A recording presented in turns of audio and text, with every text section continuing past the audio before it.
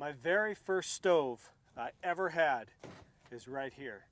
It's a SIG from Switzerland, and I got it, man, I must have been 13 years old when I got this bad boy, and I loved it because it was one of the first dual fuel stoves that I caught wind of where I could use white gas or gasoline, and I just thought that was super cool.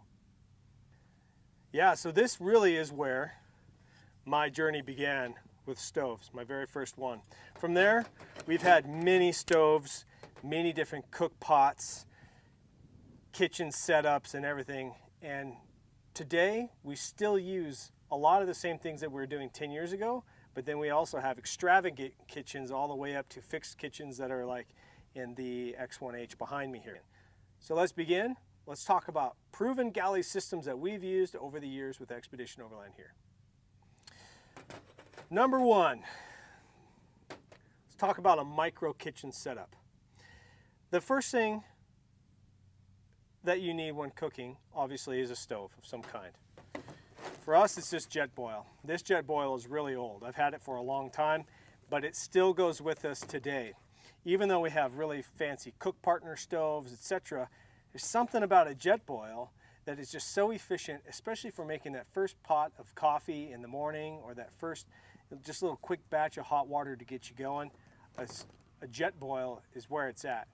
And like I say, even though we have fancier setups now, we still carry the Jetboil with us. So this is a great place to start. It's proven to work. If you haven't seen one of these, they're very simple. They come apart. This is a base if you need it. Pour the water in here. Turn it on, click it on, and in 2 minutes at sea level, you've got boiling water. Then from there, you put it into a dehydrated bag. This one is one of my favorites, breakfast skillet from Mountain House. Or there's others too. There's O-Meals. I've never tried this one yet, but we just bought it at the store. And I keep these in my hunting packs and in the back of my Prospector for search and rescue calls, all kinds of stuff.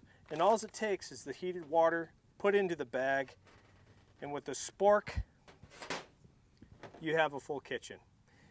This is a pot and the dish if you need it to be, or you can eat right out of the bag. Doesn't get much simpler than that. All right, so in here, we swapped out the Brahmic stove for the cook partner. These are great stoves.